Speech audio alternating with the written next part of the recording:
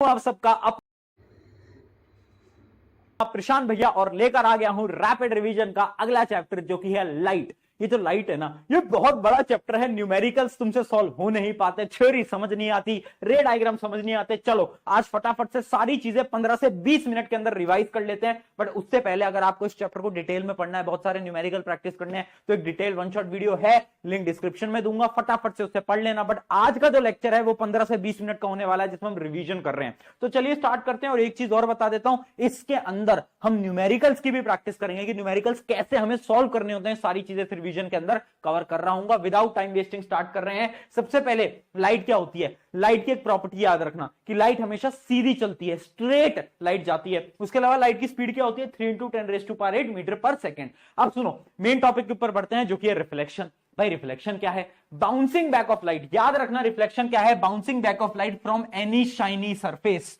जब light bounce back करती है तो वो क्या कहलाता है, रिफ्लेक्शन। अब लॉज ऑफ रिफ्लेक्शन क्या है, तो बेसिकली 2 लॉज होते हैं रिफ्लेक्शन के। सबसे पहले incident ray, reflected ray and normal all lie on the same plane. यानी अगर आप इस डायग्राम को ध्यान से देखो तो आप देख सकते हो, ये है इंसिडेंट रे, ये है रिफ्लेक्टेड रे, ये है परपेंडिकुलर जिसको हम बोलते हैं नॉर्मल। ये तो हो गया हमारी पहली स्टेटमेंट कि ये तीनों जो होते हैं एक प्लेन पर लाई करते हैं। अगला लॉ क्या है, सेकंड लॉ ये बोलता है दोस्त कि जो एंगल ऑफ इंसिडेंस दिख रहा है ना, ये जो दिख पा रहा है तुझे यहां से लेकर यहां तक का, ये जो एंगल ऑफ इंसिडेंस है ये एंगल ऑफ रिफ्लेक्शन के बेटा बराबर होगा। ये और ये दोनों क्या होते हैं, बराबर होते हैं। तो यही 2 जो लॉ होते हैं वो होते हैं आपके किसके, रिफ्लेक्शन के। अब बढ़ते हैं हम प्लेन मिरर की तरफ। प्लेन मिरर क्या होता है, जब तुम सुबह सुबह स्कूल जा रहे होते हो, अपना चेहरा देख के जाते हो ना कि स्मार्ट लग रहा हूं नहीं लग रहा, सुंदर लग रही हूं नहीं लग रही, वही तो वो जो प्लेन मिरर होता है उसकी क्या प्रॉपर्टीज होती हैं। तो प्रॉपर्टी बताने की जरूरत नहीं है, बट आपको खुद ब खुद आती है। जैसे कि पहली प्रॉपर्टी क्या है, ऑलवेज वर्चुअल एंड इरेक्ट। यानी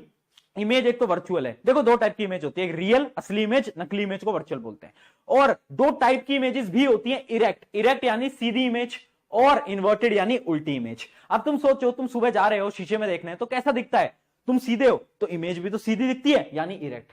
अगर किसी दिन बेटा आपको इन्वर्टेड दिख जाए तो फिर कुछ दिक्कत वाली बात है, ठीक है। तो ये पहली प्रॉपर्टी है। उसके अलावा अगली प्रॉपर्टी क्या है, size of the image is equal. जितने आप हो उतने ही मिरर के अंदर दिखोगे, बड़े छोटे तो नहीं हो जाओगे। उसके अलावा क्या है, image formed is as far behind the mirror as the object in front of it. जितनी दूर तुम मिरर से खड़े होगे उतना ही दूर मिरर तुम्हें डिस्टेंस दिखाएगा। उसके अलावा क्या है, इमेज इज लेटरली इन्वर्टेड। बहुत इंपॉर्टेंट पॉइंट है, सवाल आता है what is lateral inversion. Lateral inversion क्या होता है, मिरर में जाओ, राइट हैंड अप करो, मिरर में आपका लेफ्ट हैंड अप होगा, ट्राई करके देखना है ना। तो उसी प्रोसेस को हम क्या बोलते हैं, लेटरल इन्वर्जन।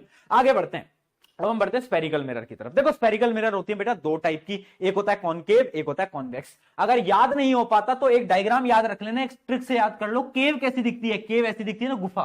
तो याद रखना कॉनकेव मिरर हमेशा ऐसा होगा जिसमें रिफ्लेक्टिंग सरफेस ये होगा और पीछे वाला नहीं होगा रिफ्लेक्टिंग सरफेस। और कॉन्वेक्स कैसा होगा, कॉन्वेक्स ऐसा होगा और रिफ्लेक्टिंग सरफेस उसमें ये होगा, ये उसमें रिफ्लेक्टिंग सरफेस होने वाला है। चलिए अब कॉनकेव कॉन्वेक्स के बारे में तो पता चल गया है, कुछ चीजों के बारे में जान लेते हैं कि क्या क्या चीजें होती हैं। सबसे पहली चीज है पोल। पोल क्या होता है, एक डायग्राम को मैं आपको डायग्राम को थोड़ा जूम करता हूं, आपको समझाता हूं। ये कॉनकेव मिरर है, आप देख सकते हो। तो ये जो आप देख पा रहे हो ना यहां पर, ये जो पॉइंट है, ये जो पॉइंट है इसको हम क्या बोलते हैं बेटा, ये होता है हमारा पोल, ठीक है। ये जो लाइन आप देख पा रहे हैं इसको बोलते हैं प्रिंसिपल एक्सिस, ठीक है। उसके अलावा क्या होता है, मिरर के पास एक चीज होती है जिसको हम बोलते हैं क्या, रेडियस, आर। यानी ध्यान से समझना, ध्यान से समझना, इधर से लेकर इस पॉइंट तक का डिस्टेंस, इस पॉइंट को हम बेसिकली बोलते हैं सेंटर ऑफ कर्वेचर यानी सी।